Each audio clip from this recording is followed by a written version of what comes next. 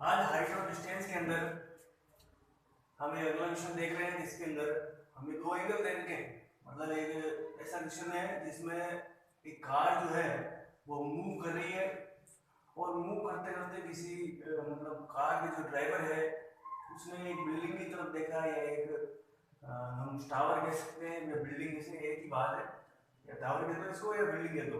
जब यहाँ से मूव करना स्टार्ट किया तो उसने ऊपर की तरफ बिल्डिंग के ऊपर कोई पर्सन खड़ा है या व्यक्ति खड़ा है उसको देखा। देखते वक्त उसको उसने मतलब जब दूर था तब जो उसका एंगल बना वो 30 डिग्री था। जब दूर था तो एंगल 30 डिग्री का बना। फिर जैसे आगे गया उसका जो एंगल था वो 60 डिग्री का हो गया।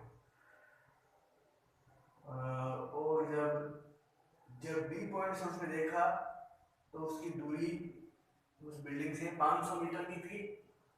ये हमें इस क्वेश्चन के अंदर दे रखा है। क्वेश्चन देखेंगे एक बार। A car is moving on a straight road which goes towards driver of car.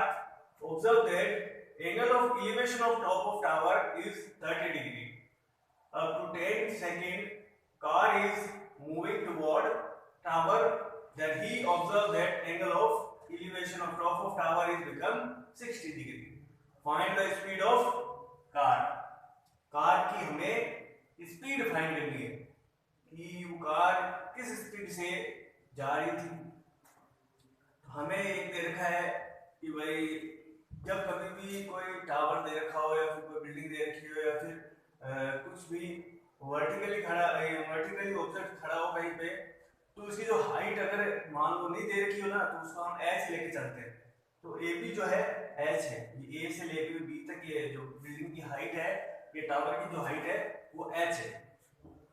हमने ये माना है नहीं है, हमने माना है कि बी डी, बी से लेके डी तक का जो डिस्टेंस है वो 500 मीटर है। मतलब यहां से लेके यहां तक की जो डिस्टेंस है वो 500 मीटर की है। डी सी, डी से लेके सी तक जो है वो हमें दूरी पता नहीं है और ना आगे वाली दूरी पता है। हमें तो यहाँ से लेके यहाँ तक की दूरी, टोटल दूरी पता है, टोटल डिस्टेंस पता है कि वो 500 मीटर है। तो मैंने यहाँ से जब यहाँ आके रुका ये तो यहाँ तक की दूरी मैंने x मान ली। अब इसको x मानते हैं तो टोटल में से जब इसको मैं x को माइनस करूंगा तो इधर वाली दूरी आ जाएगी। ठीक है, तो मेरे पास BC जो आया वो 500 माइनस x आया है। ठीक है, अब एंगल ये भी दे रखे हैं, एंगल डी जो है वो 30 डिग्री का है, एंगल सी जो है 60 डिग्री। ये सारा का सारा हमें अभी तक क्वेश्चन के अंदर जो दे रखा था हमने एक तरफ लिख लिया और एक ये डायग्राम हमने बना दिया। अब इसके बाद में वही जब हमें बेस दे रखा हो किसी ट्रायंगल, ट्रायंगल बन रहा है बड़ा वाला ये ट्रायंगल और ये छोटा वाला ट्रायंगल बन रहा है। ये ट्रायंगल तो ये वाला, ये ट्रायंगल ये वाला, ये वाला पूरा ट्रायंगल और ये वाला छोटा ट्रायंगल। ठीक है, दो ट्रायंगल बन रहे हैं। दोनों ट्रायंगलों में पहले इस वाले ट्रायंगल को लेके tan थीटा से सॉल्व करेंगे, फिर इस वाले को tan थीटा से सॉल्व करेंगे। दोनों इक्वल है क्योंकि tan थीटा की जो जो AB जो है दोनों के अंदर वो सेम है। AB मतलब दोनों के बीच की जो हाइट है वो सेम है। दोनों को बराबर रखेंगे, बराबर रखने के बाद में जो वैल्यू आएगी x की वो इसमें रख देंगे। पुट करने के बाद हमारे पास अलग अलग वैल्यू आ जाएंगी इनकी। उससे क्या जो स्पीड का फॉर्मूला होता है वो लगाने के बाद हमारे पास कार की स्पीड आ जाएगी। चलो देखते हैं इस क्वेश्चन को।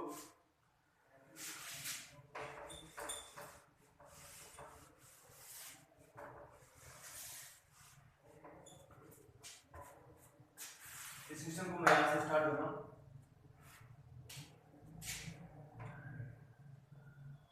इन ट्रायंगल, वन ट्रायंगल की बात हुई है, ABD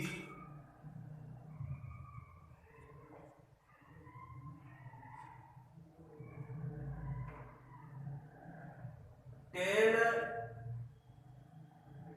30 जो होता है वो P/B होता है या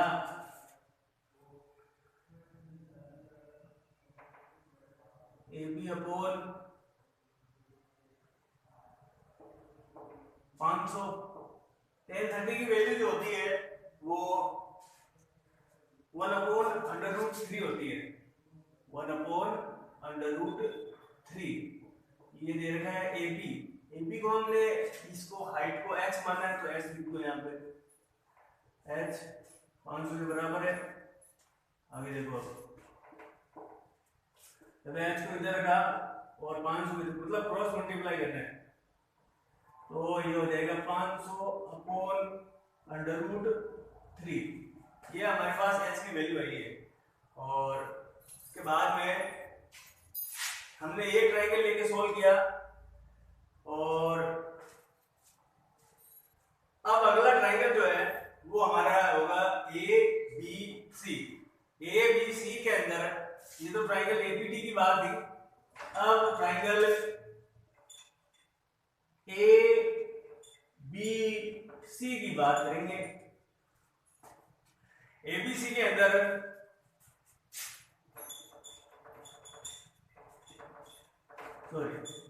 tan 60 जो है, tan 60 वो है AB अपॉन BC, मतलब H upon 500 minus x. tan 60 की वैल्यू जो है वो है √3। tan 60 की वैल्यू रख दी हमने √3, और h अपॉन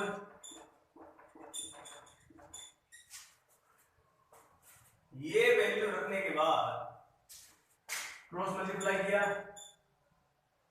h आ जाएगा 500 माइनस एक्स अपॉन ये मल्टीप्लाई माइनस √3।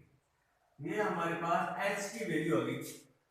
एक वैल्यू तो h की ये थी, एक वैल्यू हमारे पास h की ये आ गई।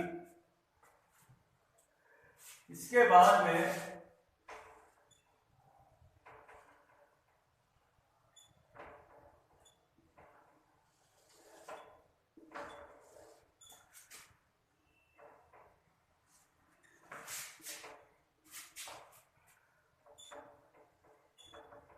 फ्रॉम इक्वेशन 1 एंड 2, 1 और 2 से हम क्या देख रहे हैं, h की वैल्यू ये भी है और h की वैल्यू ये भी है। ऐसा थोड़ी हो सकता है h की वैल्यू 2 हो सके, नहीं होता ना। तो इसको देखो, h की जगह ये वैल्यू रख दो, तो 500 upon √3, 500 minus x √3, cross multiply किया तो 500 माइनस एक्स √3 इंटू √3 कितने होते हैं, 3 होते हैं।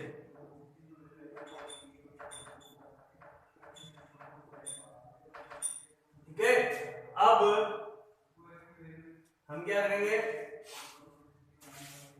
इसको इसमें मल्टीप्लाई कर दो दोनों से।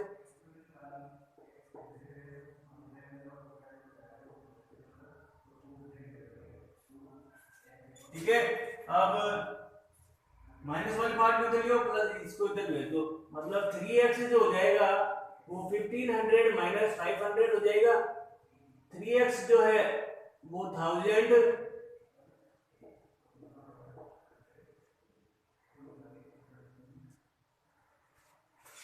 तो हमारे पास जो x की वैल्यू आएगी वो 1000/3 आएगी।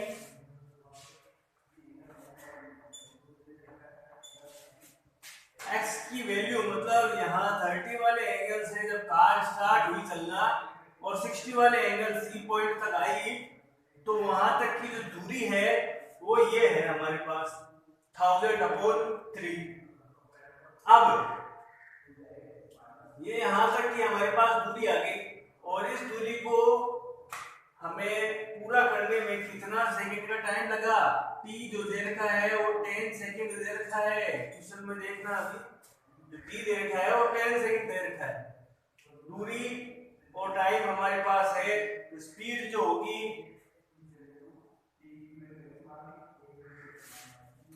अच्छा ये हमारे पास 10 सेकंड दे रखा है,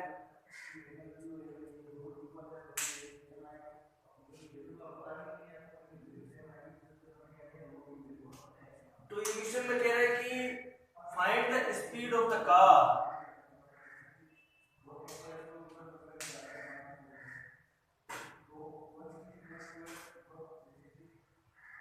तो ये 10 सेकंड की बात हो रही है, तो 1 मिनट में कितना दौड़ेगा? 1 मिनट में 1 मिनट में ये 10 सेकंड के अंदर इतना दौड़ा, या फिर ये कार 10 सेकंड में इतनी चली, बी से लेके सी तक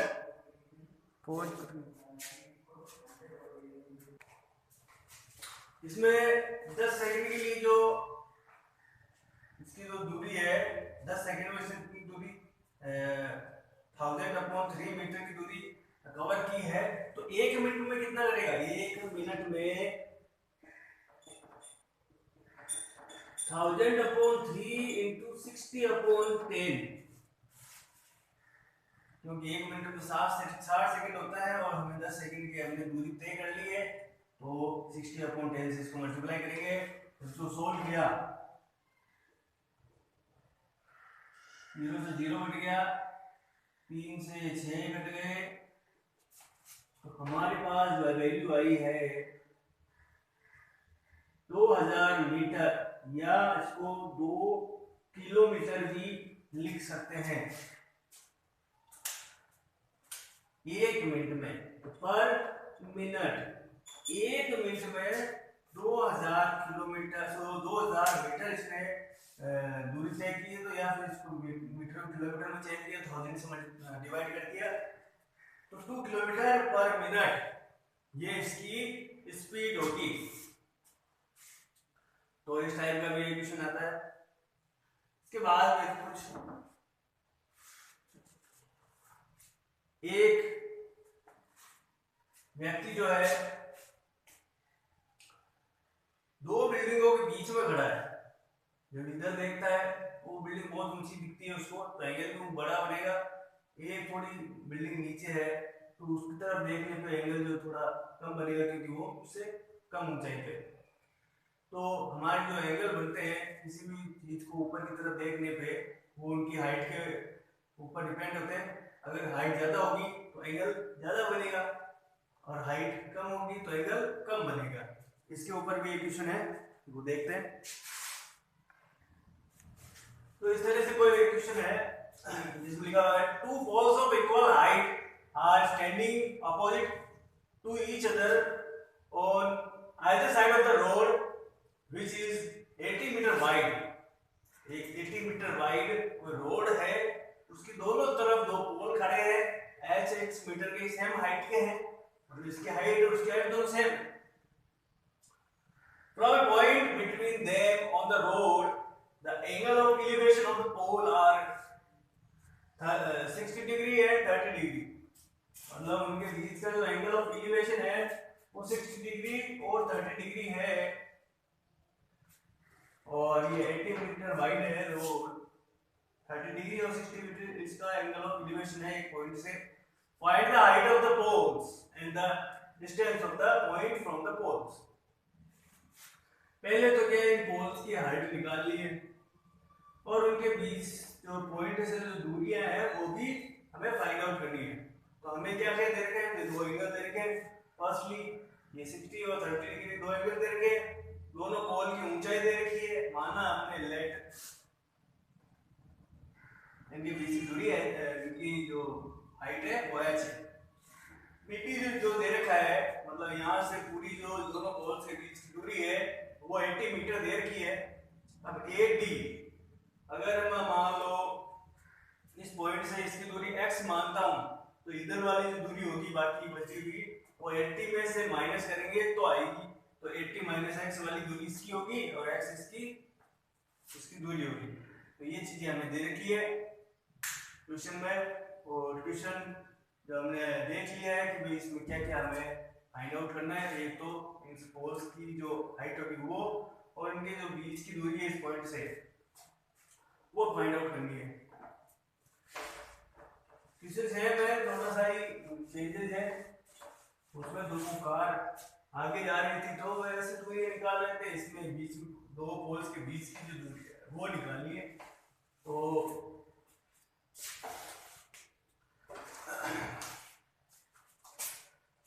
इस वाले क्वेश्चन के अंदर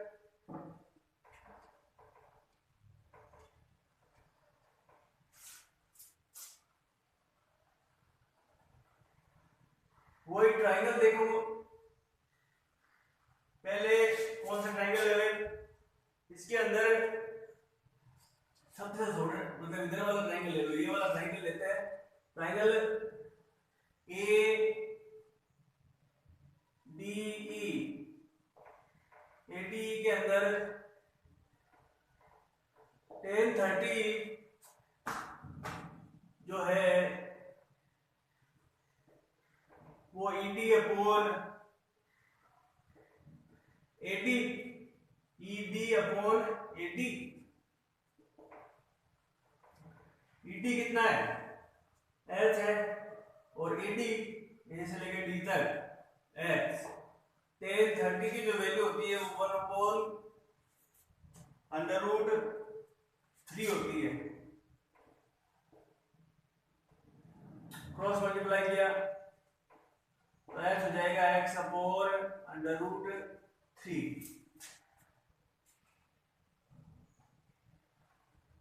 ये इक्वेशन फर्स्ट हो गई। अब अगली equation, in triangle APC tan 60 जो होगा, इस वन ट्राइंगल की बात हो रही है, tan 60 जो होगा वो होगा CB अपॉन AB, मतलब H अपॉन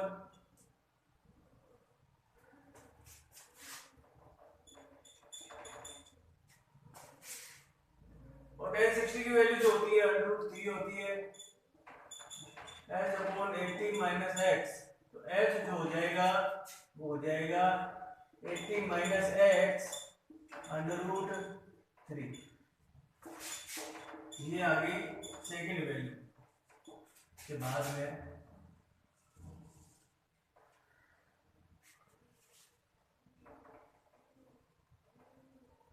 1 and 2 से x अपॉन √3 जो हो गया वो हो गया 80 माइनस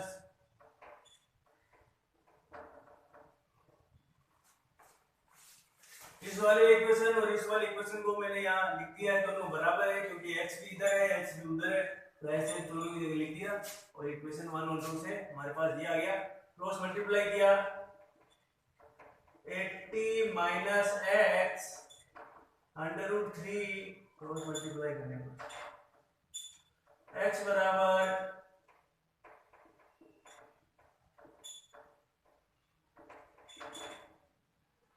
ट्वेंटी 3x, तो 4x, इसको मैंने इधर भेजा इसको, तो 4x 24 0 में डिवाइड करेंगे 4 से तो आ जाएगा 60x, x की वैल्यू आ गई 60। यहाँ से यहाँ तक की दूरी जो है वो 60 मीटर है। तो यहाँ से माना ये क्या हुई, AD हो गई, तो AB क्या होगा 80 माइनस 60 जो होगा x है तो 80 माइनस 60 बराबर 20 मीटर। ये हमारी यहाँ तक की दूरी आ गई। उसके बाद में हमें ये तो आई है हमारे पास दूरियां। अब हाइट क्या होगी, किसी भी एक फॉर्मूले के अंदर हमें वैल्यू रख देनी है, उससे हाइट मिल जाएगी। जैसे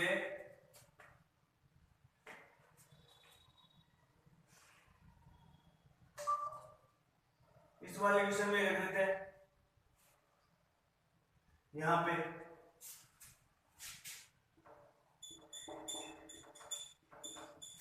वन में रख दी मैंने।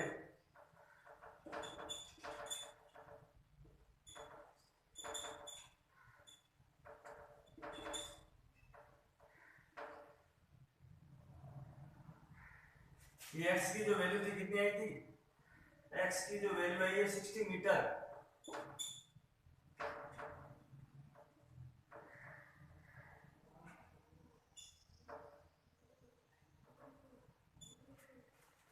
मीटर आई है। अब जब ऐसा कुछ आ जाए, मैंने बताया था अपॉन में डिनोमिनेटर के अंदर रूट में कोई चीज हो तो उसको क्या करते हैं, h बराबर 60 अपॉन √3, ऊपर नीचे √3 से मल्टीप्लाई कर दिया तो ये तो हो गए 3। 60 अपॉन 3 इंटू √3, 3 से 60 गया 20 √3, ये इसकी हाइट आ गई। ठीक है, तो इस प्रकार हमने x की वैल्यू निकाली, इन दोनों के बीच की दूरी निकाली और इससे हमने हाइट निकाली जो कि दोनों की सेम है। तो इस तरह के सारे क्वेश्चन हाइट डिस्टेंस के अंदर पूछे जाते हैं और हमारे टॉपिक यहीं पे खत्म होता है। और कुछ क्वेश्चन जो है आपको इनकी प्रैक्टिस करनी है हाइट डिस्टेंस की। ओके, धन्यवाद।